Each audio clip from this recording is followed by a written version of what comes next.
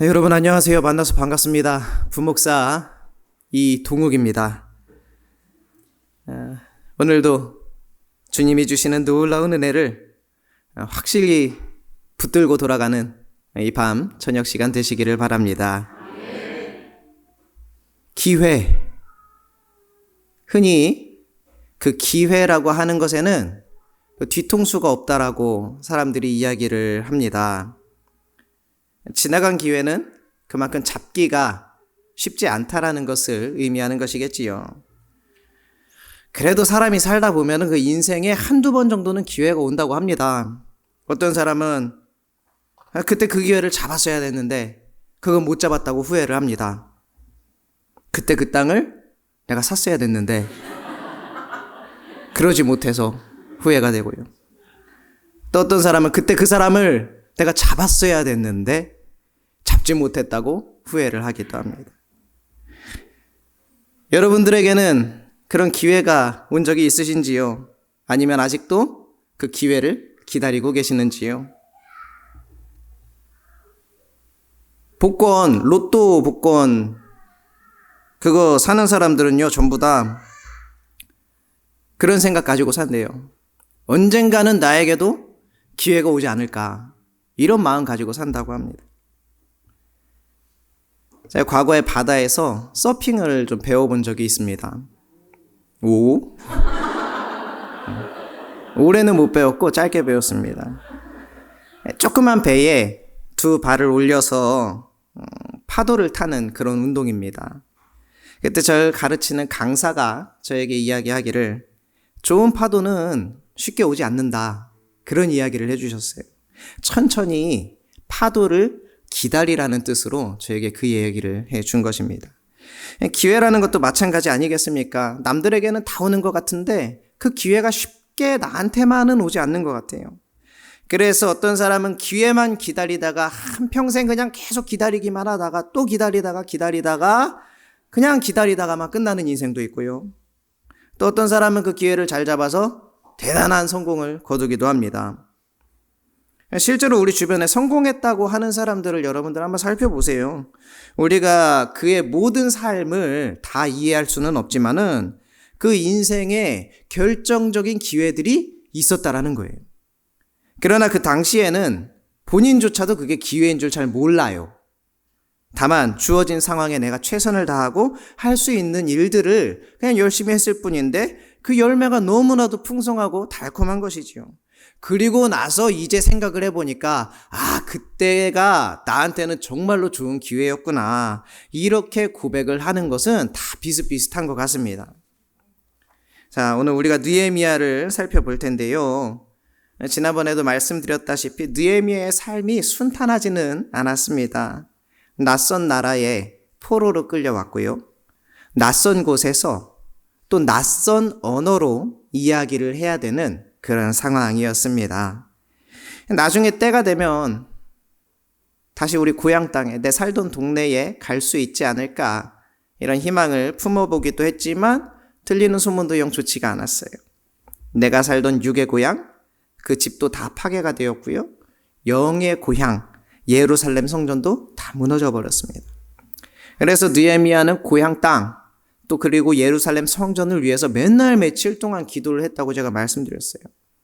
그러다 몇 날 며칠 동안 애통하고 슬퍼하고 기도했을 때에 하나님이 또 다른 기회를 열어주셨습니다. 어떤 기회입니까? 왕의 신복, 왕의 친구가 될 수 있는 그런 대단한 기회를 얻게 된 것입니다. 왕과 가장 가까운 거리에 있는 사람, 그 사람 중에 한 명이 된 거였어요. 지금 이 시대에도요, 내 친구, 내 아는 사람 중에 경찰 한 명, 의사 한 명, 변호사 한 명만 있어도 얼마나 마음이 든든하고 편안합니까? 위태로울 때는 그런 친구들이 도움이 되거든요. 왕의 친구가 되는 자리입니다. 왕의 친구. 굉장히 좋은 자리고요. 모두가 꿈꾸는, 선망하는 그런 자리였습니다. 그 자리에 느헤미야가 덜컥 올라섰어요. 그런데 느헤미야는 이 자리를, 좋은 자리를 어떤 나의 성공을 위한 발판으로 삼지는 않았다라는 것입니다. 그 자리까지 올라가려고, 높은 자리 하나 얻겠다고 내가 왕의 환심을 사거나 부를 얻기 위해서 왕의 곁을 지킨 것이 아니었어요. 여러분, 우리도 좀 이런 마음이 있으면 좋겠습니다. 나한테 좋은 기회가 왔을 때, 모두가 부러워할 만한 좋은 일이 나에게 생겼을 때에 그 기회를 그냥 나만의 것으로만 삼는 것이 아니라, 하나님이 나에게 이 좋은 기회를 왜 주셨을까? 나에게 무슨 일 하라고 하나님이 이 좋은 기회를 나에게 주셨을까? 이것을 먼저 생각할 수 있는 주님의 자녀들, 또 주님의 백성들이 되기를 주님의 이름으로 축원합니다. 느헤미야는 오늘 그것이 분명했어요. 내가 그동안에 착하게 살아왔고 열심히 달려왔으니까 이렇게 좋은 자리에 왔구나, 이렇게 생각하지 않았습니다. 내가 열심히 그동안 일을 해서 얻은 대가니 이제 편안하게 한번 누려보자, 이런 생각을 하지 않았어요. 오히려 느헤미야는 그 자리에 올라서니까 더 잘 보이는 거예요. 뭐가 보이냐면 내 고향, 특별히 나의 영적인 고향, 하나님의 집, 그 예루살렘을 다시 세울 수 있는 절호의 찬스고 기회라고 오늘 느헤미야는 생각을 했던 겁니다. 느헤미야의 삶을 우리가 한번 쭉 봅니다. 그가 늘 꿈꾸고 바라던 일들이 지금 눈앞에 이루어졌어요. 다 무너진 고향 땅과 성전을 바라보면서 그동안에 너무너무 아파했었거든요. 너무너무 슬퍼서 눈물 흘리고 기도했거든요. 내가 초기를 위해서 뭔가 할 수 있는 일이 없을까? 맨날 머릿속에 그것만 생각하고 있었어요. 이게 느헤미야의 기도 제목이었습니다. 그러다 이제 덜컥 왕의 친구가 된 거죠. 왕의 친구가 되어서 술을 따르는 일을 맡았는데 자기 속 안에 숨어있는 그 근심을 완전히 숨기지 못했던 모양입니다. 그 마음속에 고민 있고 근심 있는 사람은 숨기려고 그래도 그 보이잖아요. 느헤미야도 그랬어요. 하루하루 시간이 흐를수록 예루살렘 성전을 향한 나의 기도가 쌓이면 쌓일수록 더 큰 고통이 밀려오는 겁니다. 왕이 내 얼굴을 보고 눈치를 챌 정도로 그 나의 근심과 한숨이 밖으로 새어나왔던 것이죠. 그래서 왕이 느헤미야한테 물어봤어요. 너 요즘에 무슨 근심 있냐? 걱정 있냐? 물어보는 거예요. 근데 여러분, 왕과 신하 사이잖아요. 아무리 절친하다 그래도 질서라는 게 있는데, 왕이 느헤미야를 대단히 신뢰하고 또 좋아하지 않았다라면 애초에 시작이 될 수도 없는 그런 대화였습니다. 그 마음을 느헤미야도 알기 때문에 그 마음이 왕 앞에 좀 황송하기도 하고 좀 죄송하기도 하고 그랬습니다. 그래도 이 기회를 놓치지 않고 마치 준비했던 사람처럼 이제 와다다다다다 말을 하기 시작하는 거예요.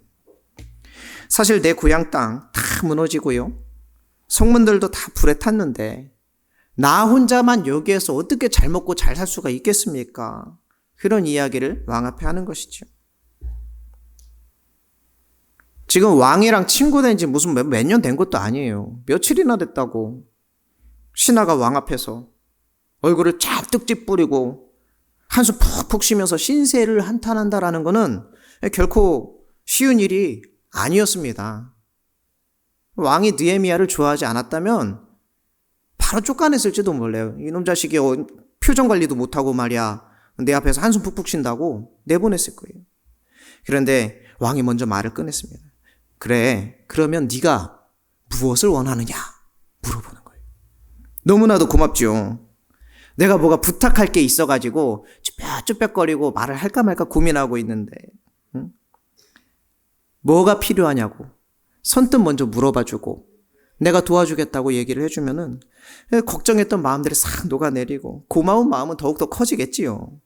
이 말을 듣고 나서 느헤미야는 바로 말하지 않았어요. 조금 기다렸습니다. 우리 4절 말씀 같이 한번 읽어보겠습니다. 시작. 왕이 내게 이르시되 그러면 네가 무엇을 원하느냐 하시기로 내가 곧 하늘의 하나님께 묵도하고. 아멘. 그 짧은 찰나의 순간에 기도한 거예요. 뭐 감사의 기도를 드렸는지, 뭐 내가 하는 말들을 왕이 다 듣고 내 말대로 회개해 주세요, 뭐 이런 기도를 했는지 우리는 알 수 없어요. 성경이 알려주지 않으니까는. 그런데 이 짧은 기도를 마친 후에 비로소 느헤미야는 왕한테 자기가 원하는 바를 이야기했다는 것입니다. 나를 저 유다 땅, 나의 조상들의 묘실이 있는 성읍에 보내서 그 성들을 좀 건축하게 해주십시오, 그 이야기를 했어요. 뭐 사람 보내갖고 해달라는 것도 아니고 내가 직접 가서 그 일을 하게 해달라고 부탁을 하고 있는 것입니다.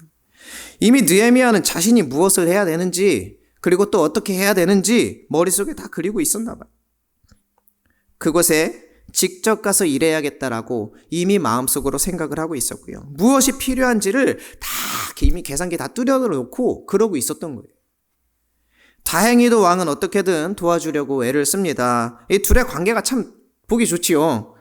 서로 신뢰한다라는 게 바로 이런 것 같습니다. 네가 그렇게 다녀오면 거기까지 갔다 오는데 얼마나 시간이 걸리겠느냐, 이걸 물어봤어요. 언제쯤 돌아올 수 있겠느냐. 애초에 잡아오지나 말든가 기껏 잡아온 사람을 다시 고향으로 돌려보내면서 그래서 언제 돌아올 건데 이걸 물어보고 있는 거예요. 느헤미야와 왕의 관계가 얼마나 서로를 신뢰하는 그런 관계인지 우리가 이 대화만 봐도 알 수가 있는 거죠. 느헤미야는 나름대로 얼마간의 기간을 정했습니다. 다시 이곳으로 돌아오겠다, 이것을 약속하고 그거 조건 달고 이제 떠나게 된 것이죠.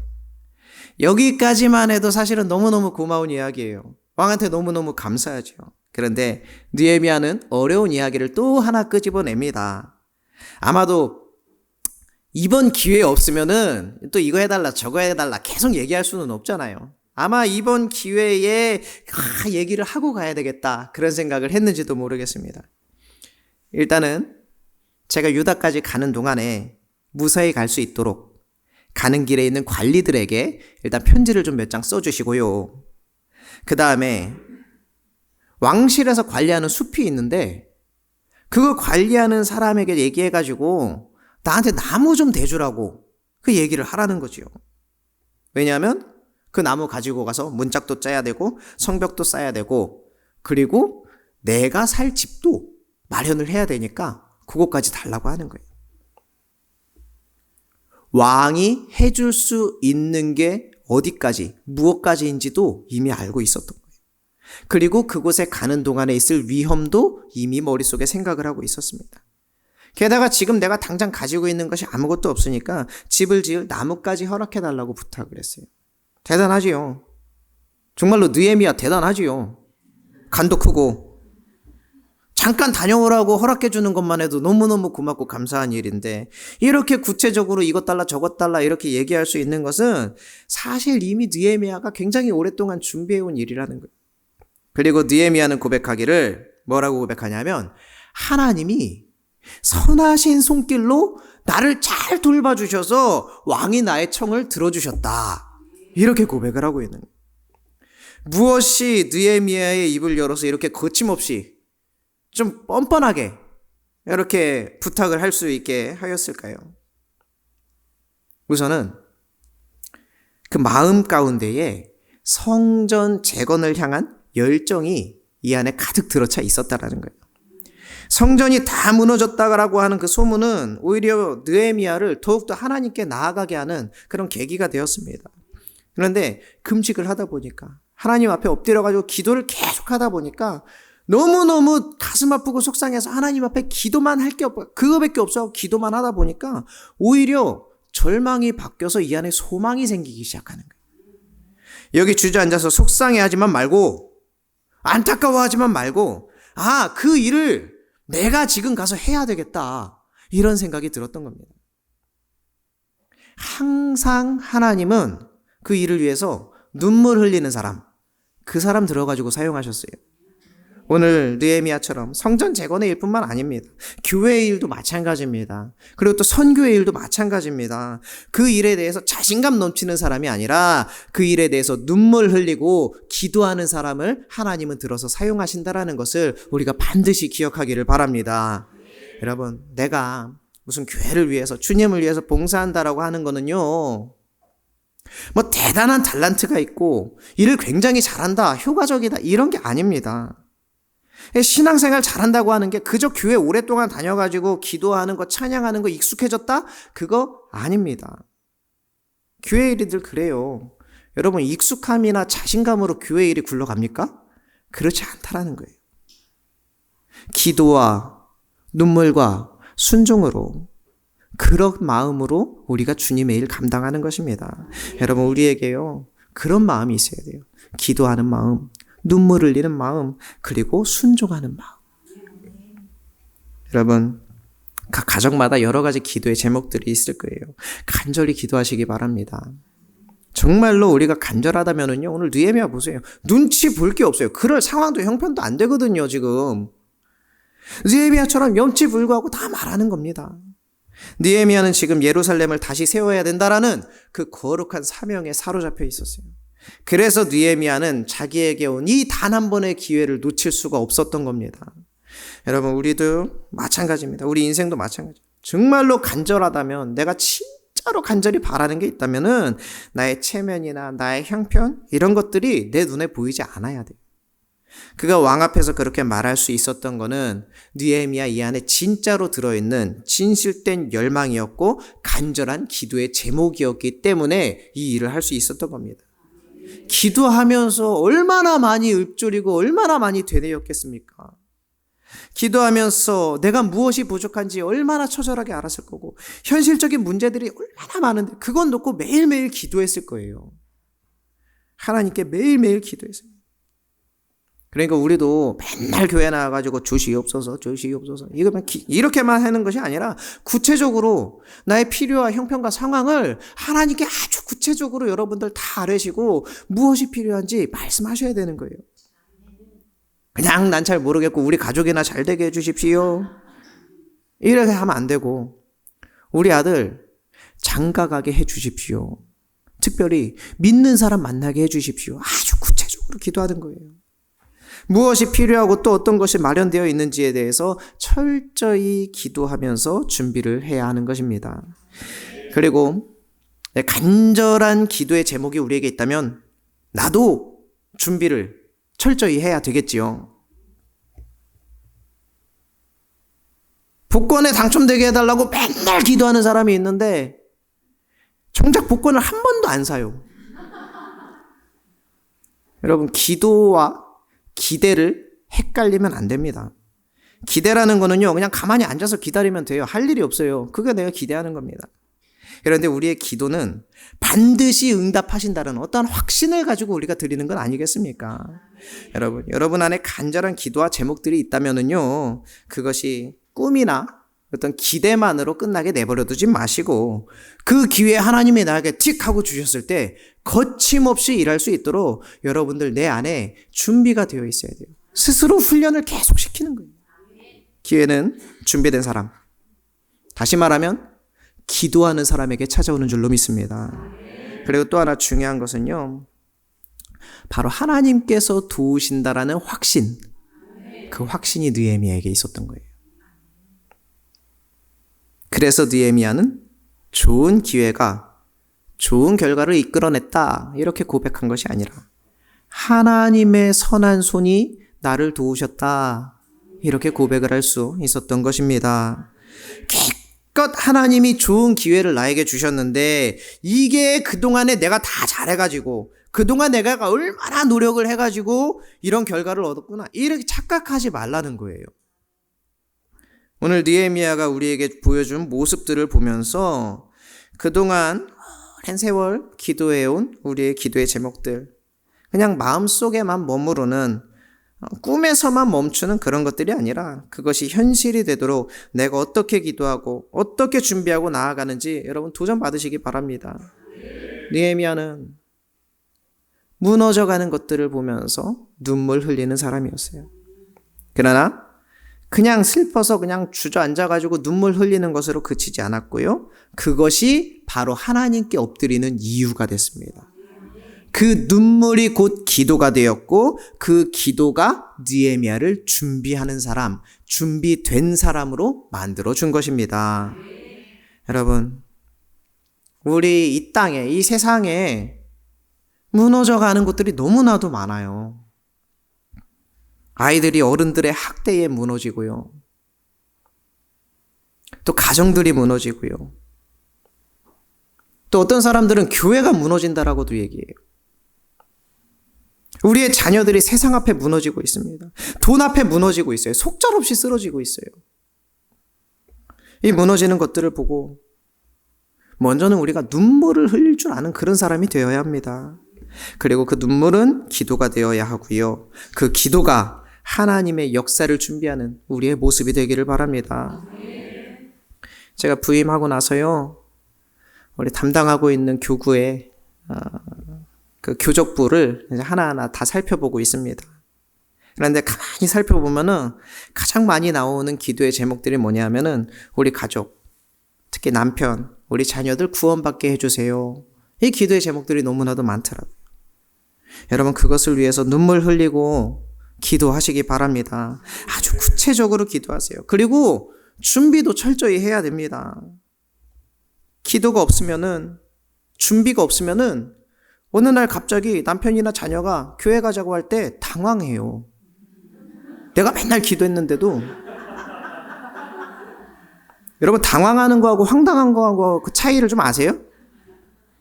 그 화장실을 아무리 찾아도 찾을 수가 없어갖고 어쩔 수 없이 큰 차 뒤에 가가지고 볼일을 보고 있는데 이 차가 앞으로 그냥 쌩 가버려요. 굉장히 황당하죠. 그런데 똑같은 상황에서 큰 차 뒤에서 볼일을 보고 있는데 이 차가 앞으로 안 가고 뒤로 막 나한테 와요. 그러면 당황하는 겁니다. 마찬가지예요. 생전에 내가 교회를 가거나 말거나 관심도 없던 남편이 어느 날 무슨 바람이 들었나 교회 가는데 갑자기 자기가 태워주겠대요. 그러면 약간 황당하고 끝이거든요. 그거는 그냥 이 양반이 나한테 뭐 숨기는 게 있나? 그러고 넘어가면 돼요. 그런데 어느 날 갑자기 탁 붙잡고 앉혀놓고, 여보, 나도 오늘부터 교회 나가서 기도 좀 해야 되겠어. 이러면은 당황하는 거예요. 아니, 덜컥 겁이 나죠. 무슨 큰일이 이 양반한테 있나? 평생 나의 기도 제목이었는데, 이 사람이 나한테 교회 가자고 하는 게 평생 기도의 제목이었는데 준비가 없으면은 그런 상황에서 오히려 당황을 해버리는 거예요. 왜요? 기도가 없으니까. 그러니까 여러분, 지금 당장 뭐 앞에 보이는 게 하나도 없어도 괜찮습니다. 아무것도 이룬 게 없어도 괜찮아요. 지금 당장 가진 것이 아무것도 없다고 해도 기도하고 준비를 해야 됩니다. 어떻게 좀 가족끼리 좀 부끄러워도 그래도 기회에 있을 때마다 복음 증거 계속 해야 돼요. 내 가족 구원하겠다는 거룩한 뜻이 나를 준비하게 만들어주는 겁니다. 하나님은 우리에게 분명히 기회를 주십니다. 그리고 하나님께서 주시는 그 기회가 왔을 때에 여러분, 그때 우리의 믿음을 하나님 앞에 당당하게 드러내 보여야 합니다. 자녀들과 우리 가정과 교회와 그리고 시대를 위해서 함께 울며 기도하고 또 철저히 준비해가는 저와 여러분, 우리 동수원교회 모든 성도님들 되시기를 주님의 이름으로 축원합니다. 기도합니다. 하나님, 오늘도 말씀으로 은혜 베풀어 주시니 감사합니다. 오늘 가만히 보니까 이 느헤미야의 눈물은 기도가 되었고 그 기도가 곧 느헤미야를 준비하는 사람 되게 하였습니다. 그동안 오랜 세월 기도해온 수많은 기도의 제목들, 그저 마음속에만 머무르는 꿈에서 멈추는 것이 아니라 그것이 현실이 되도록 기도하게 하시고 준비하며 나아가는 우리들 되게 하여 주시옵소서. 베풀어 주신 모든 은혜에 감사드리며 예수님의 이름으로 기도드리옵나이다. 아멘.